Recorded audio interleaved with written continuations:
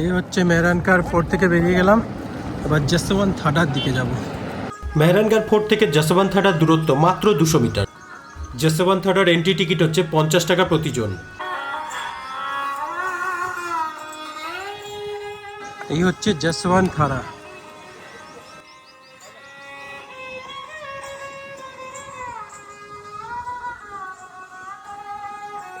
এই যে জলাশয়টা রয়েছে, এই জলাশয়টার নাম হচ্ছে দেবকুণ্ড।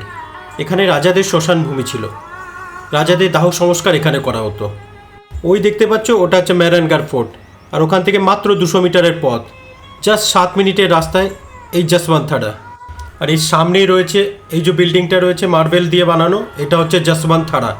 থাডা মানে হচ্ছে স্মৃতিসৌধ, আর যশবন্ত হচ্ছে রাজার নাম ছিল, তাই হচ্ছে যশবন্ত থাডা নাম হয়েছে।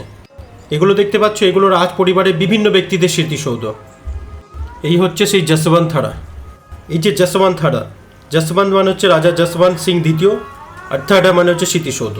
1899 সালে যোধপুরের মহারাজা সর্দার সিং তার পিতা মহারাজা যশবন্ত সিংজি দ্বিতীয়র স্মৃতিতে এই স্মৃতিসৌধটি নির্মাণ করেছিলেন। যশবন্ত সিংজি দ্বিতীয় ছিলেন মারওয়ারের একজন জনপ্রিয় এবং উন্নয়নমুখী রাজা। তার শাসনকালে যোধপুরের জল সরবরাহ, রাস্তা, প্রশাসনিক উন্নয়ন আরও অনেক গুরুত্বপূর্ণ কাজ হয়েছিল। তার মৃত্যুর পর তার স্মৃতিকে অমর করে রাখার জন্য তৈরি করা হয়েছিল এই মনুমেন্ট। তবে শুধুমাত্র রাজা যশবন্ত সিংজি দ্বিতীয় নয়, এখানে যোধপুর রয়্যাল ফ্যামিলির আরও অনেক সিনোটেপ বা স্মৃতিসৌধ রয়েছে। রাজস্থানের ভাষায় এই ধরনের রয়্যাল মেমোরিয়ালকে ছত্রিও বলা হয়, ছত্রি। আগেকার দিনে রাজাদের ক্রিমেশন গ্রাউন্ডের কাছে এই ধরনের স্মৃতিসৌধ নির্মাণ করা হতো। সেই সময়ে খরচা হয়েছিল প্রায় 2,85,000 টাকা। এই যশবন্ত থাডা এটা মারওয়ারের তাজমহল হিসাবেও পরিচিত। তাজমহল যেমন মার্বেল দিয়ে বানানো হয়েছিল, এই যশবন্ত থাডাও মাকরানা মার্বেল দিয়ে তৈরি করা হয়েছিল।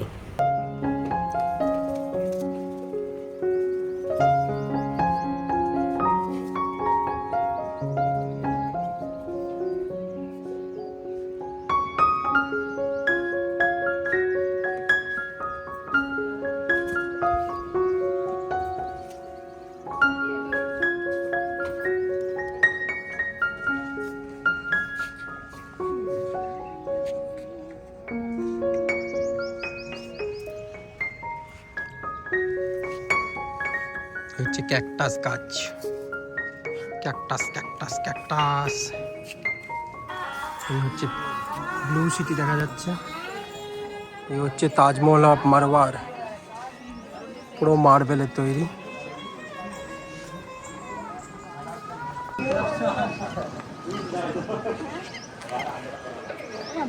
ওই হচ্ছে মেহরানগড় ফোর্ট, আর এই হচ্ছে যশবন্ত থাডা, মাত্র 7 মিনিটের রাস্তা।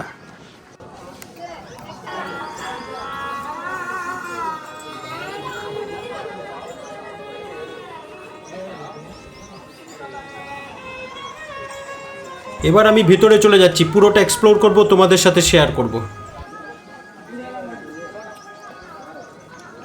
এই সিংহাসনের মাঝখানে রয়েছে মহারাজা যশবন্ত সিংজি, তার এক সাইডে রয়েছে মহারাজা সর্দার সিংজি, আরেক সাইডে রয়েছে মহারাজা সর্দার সিংজির বড় ছেলে সুমেধ সিংজি। এখানে যে ফটোগুলো লাগানো রয়েছে, এগুলো মারওয়ারের সেই সব রাজারা যারা যুদ্ধক্ষেত্রে তাদের বীরতা দেখিয়েছিল আর 800 সাল ধরে এই মারওয়ারের উপর রাজত্ব করেছিল। এখানে রাও সিয়াজি থেকে শুরু করে মহারাজা হনুমান সিংজি পর্যন্ত বহু ফটো এখানে দেখতে পাবে।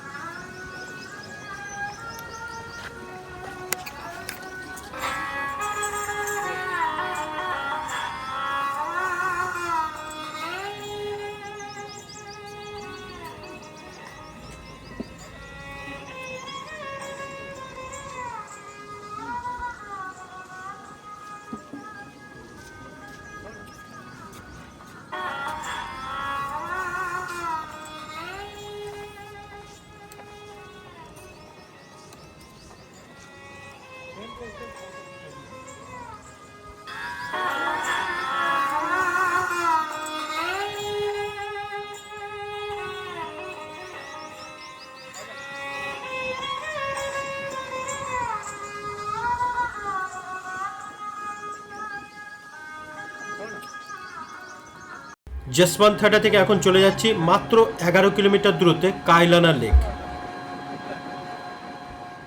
রাজস্থানের বুকে এমন একটা জায়গা যেখানে মরুভূমির মাঝেও জলের রাজত্ব, আর সেই জায়গার নাম হচ্ছে কাইলানা লেক। আমি যেখানে এখন দাঁড়িয়ে আছি, যোধপুর শহর থেকে মাত্র 8 কিলোমিটার দূরে অবস্থিত এই লেক। 1872 সালে মহারাজা প্রতাপ সিং এই আর্টিফিশিয়াল লেকটি তৈরি করেছিলেন। এটা কিন্তু একটা কৃত্রিম বা আর্টিফিশিয়াল লেক।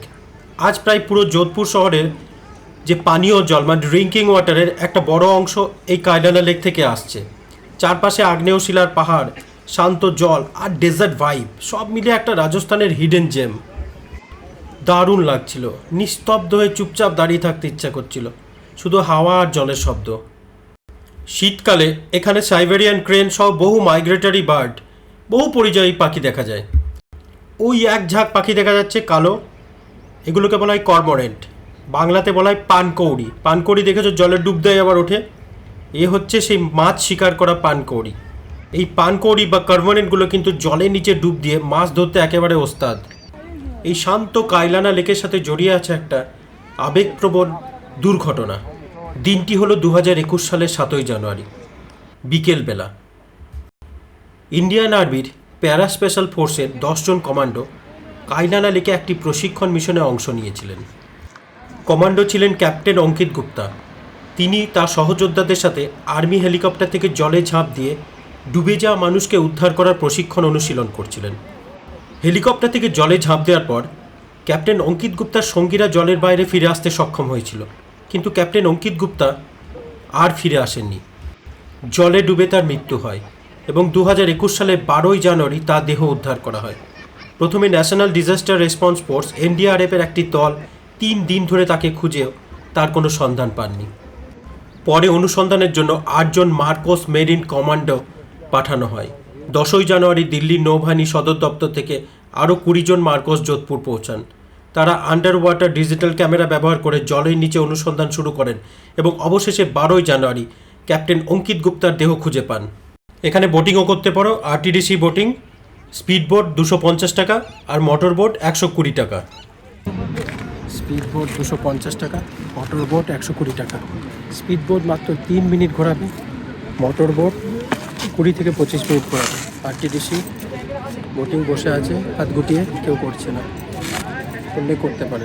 মনে হয় বিকেলে খুব এনজয় হয়, লাস্টে করতে পারে।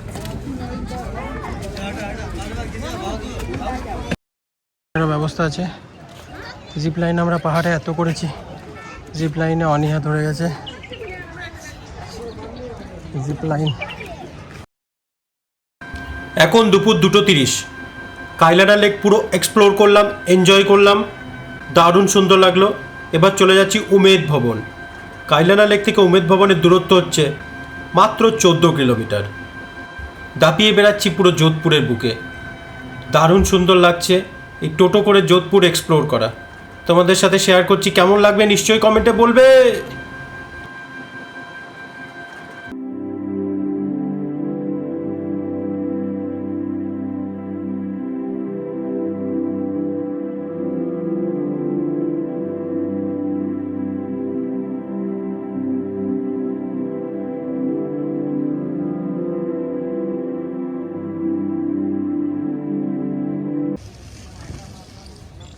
এখন উমেদ ভবন প্যালেসের দিকে যাচ্ছি।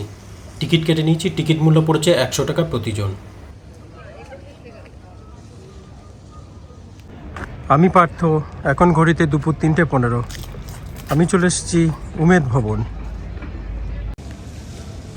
এই প্রাসাদ শুধু যোধপুর নয়, পুরো ভারতের অন্যতম বৃহত্তম রাজপ্রাসাদ।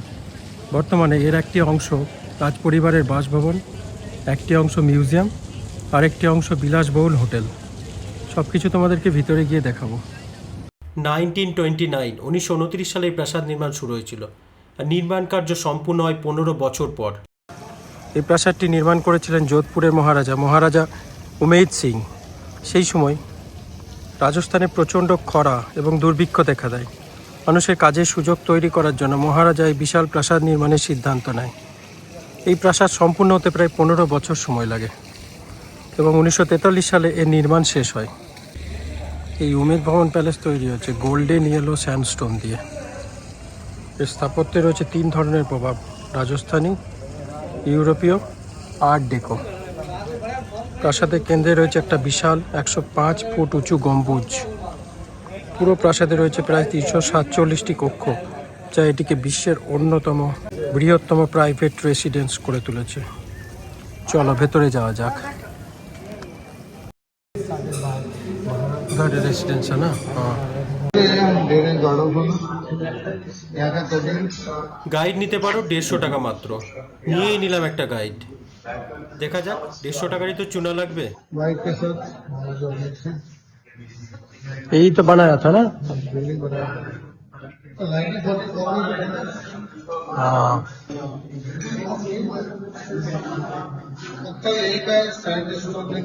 इसका 15 साल लगा ना बनने में? बिल्डिंग बनाने में 15 साल लगे।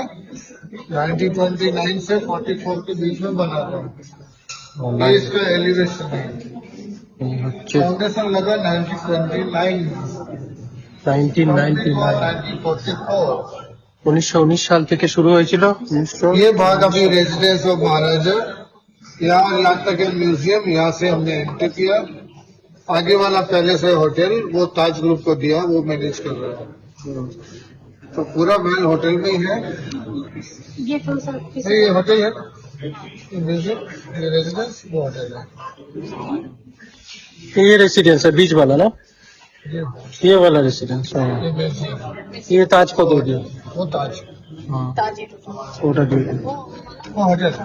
होटल ताज होटल ताज का अंडर। ये रेजिडेंस, ये सही तो ऐसे वाला ऐसे वो होटल है पूरा लास्ट। वो अच्छा एक कॉस्ट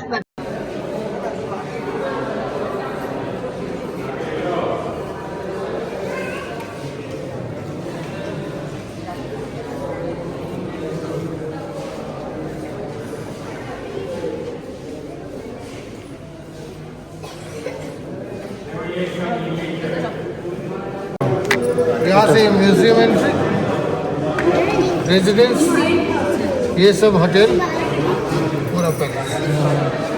কনস্ট্রাকশন শুরু হয়েছে। Architecture British man Lanchester. ये कॉस्ट लगा था बिल्डिंग बनाने के लिए 94 लाख 44 में।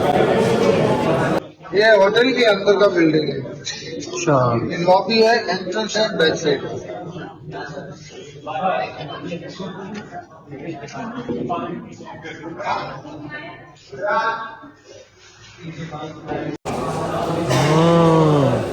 আচ্ছা হোটেলের ভেতরে स्केचेस, पहले डिजाइन बना फिर फर्नीचर बना। হোটেল का पैलेस है, पैलेस का। हाँ, पैलेस फर्नीचर। ये था बिल्डिंग इंटीरियर डिजाइनर। इसका नाम है स्टीफन नॉर्ब्लिन, रहने वाला था पोलैंड। पोलैंड यही था चित्रकार, बहुत सारी पेंटिंग बनाया बिल्डिंग में, क्लियर इसने किया था।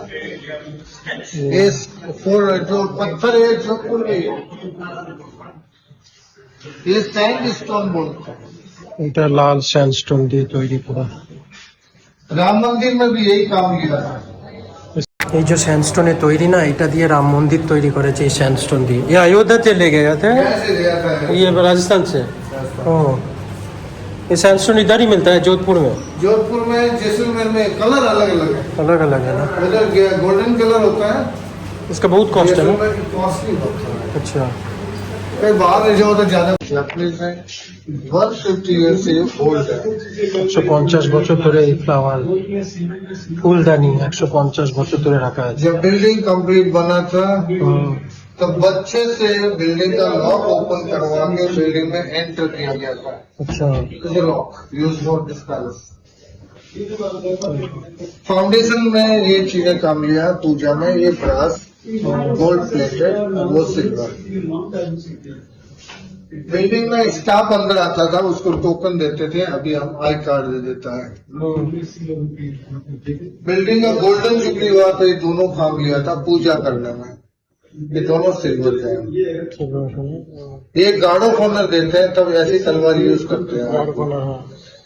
ये हमारा लोगो है, जोधपुर स्टेट ईगल। स्किन इसका ओरिजिनल है, अंदर ऐसे ही आर्टिफिशियल बॉडी बनाया हुआ है। अच्छा, वो देखो टाँकी लगा रखे हैं पीछे पैर के पीछे, ये सब ओरिजिनल है एलिगेटर। प्रिजर्व कैसे किया है? केमिकल अंदर कुछ केमिकल भरा है, ताकि कीड़ा नहीं लगे। और कितना साल से प्रिजर्व किया है? 1925 से पहले का सालों से रह जाएगा ना। महाराजा की मदर के नाम से हॉस्टल चल रहा है और स्कूल्स है, राजमाता गर्ल स्कूल सिटी में चल रहा है, जोधपुर सिटी में। अच्छा। ये पेड़ लगा रहे हैं, पुराना फोटो है जैसे गत सिंह जी महाराजा। हाँ हाँ। ये फैमिली देख रही है हॉर्स को, ये पोलो टीम के साथ महाराजा गत सिंह जी जो अभी जो भी है। जो किंग चार्ल्स और महाराजा एक ही क्लास में थे ऑक्सफोर्ड में, अच्छा। क्लास फेलो है। हाँ अच्छे तरक्की आती है तब महाराजा से हलचल हुआ है। हवन करना नवरात्रि मंदिरों में हाँ। And Holi and kite festival. আছে উপরে গোল্ড প্লেটেড আছে, ওগুলো ফল রাখার জন্য জায়গা। चैनी लैम्प बग्गी में लगती थी, हाँ। अंदर केरोसिन डालते थे ऑयल, वो लगा हुआ दिखा रहा है। गाड़ी में ना, घोड़ा गाड़ी। घोड़ा गाड़ी में।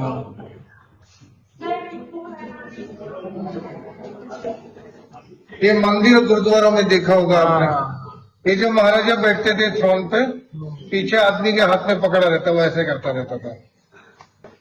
ये जो 4 साल का उम्र में जो राजा बन गया था, तो चलाता कौन था? उस टाइम इनका राज खत्म हो गया था, अच्छा। 1952 की तो बात है। हाँ हाँ। ये वॉकिंग स्टिक्स है, ये घोड़े पे बैठ के निशाना फेंकने के लिए, राइडिंग एक्स। ये इंग्लिश क्रॉकरी है, गोल्ड प्लेटेड है, ये कस्टमाइज बना है इसलिए लोगो अपना जोधपुर का है। अच्छा। ये देखिए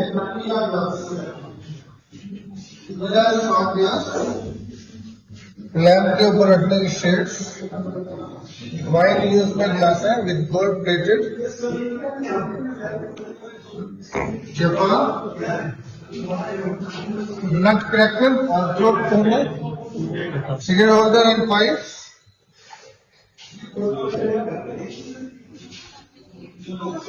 और ये हो गया हमारा जोधपुर में इन लोगों ने यूज किया था क्रॉकरी, क्रिस्टल्स और वाइन कॉकटेल वाला शेकर। अच्छा।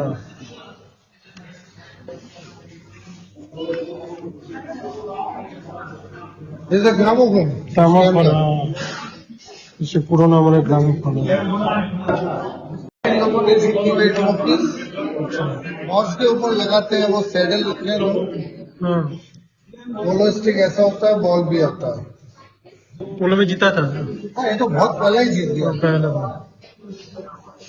अच्छा। तो पार्ट में रखा है। और ये हमारे राइटिंग टेबल पे काम आने वाला है। ऐसा होता तो pen different different ink bottle जिसमें डिप करके लिखते रहे, हाँ। काली बात। तब तो बॉल पेन नहीं था, तब तो बॉल पेन नहीं था।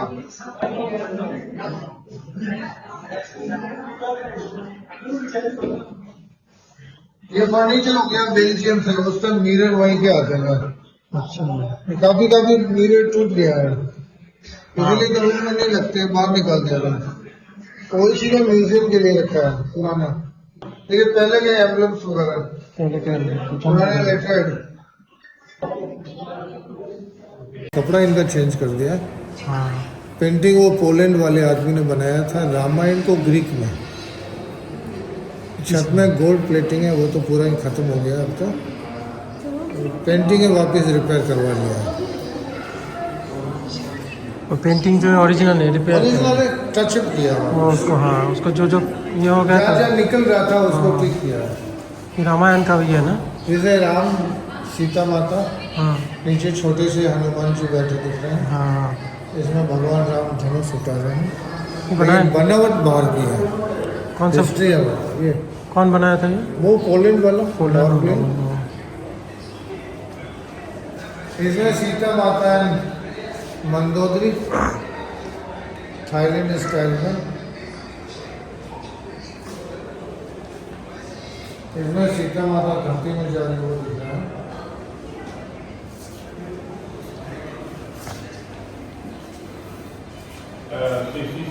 ये सोफा में सब बैठते थे क्या? सोफा मंत्रियों में बैठने के लिए होते थे। तो ये ओरिजिनल उसी अमर ओरिजिनल कपड़ा चेंज है। ओह, इसमें रावण है, उसके लेफ्ट हैंड में सीता माता दिख रही है छोटी सी। हाँ, उसमें इंद्र एंड मेघनाथ के बीच का युद्ध दिख रहा है।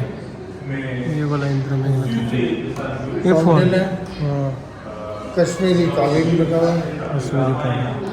ये वही कालीन पुराना है। कलिंगपुरा में। और सोफा वही है, इसका से ऊपर का कवर चेंज किया है।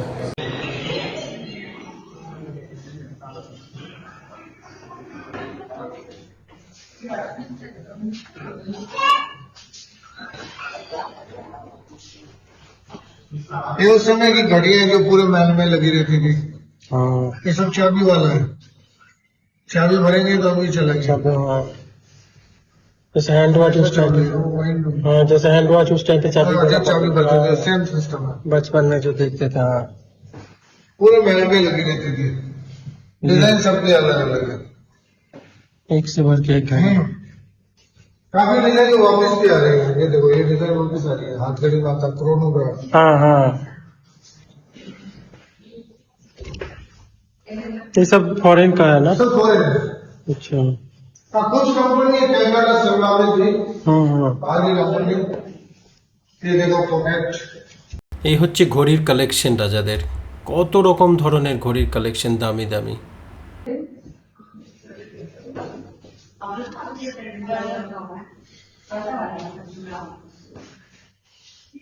কত রকম ঘড়ি। घड़ी का शौकीन था क्या?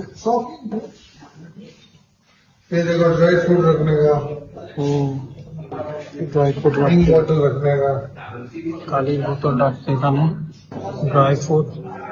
एक जगह विजिट कर लिया, अच्छा, वापस घूमो, फोटो करो, तुम्हारी इच्छा, शॉपिंग कर लो, हाँ, निकलो। वहाँ से भी निकल सकते हो अंदर जाके लेफ्ट से, और फिर विंटेज गाड़ी उधर रखा है जहाँ टिकट खरीदा आपने।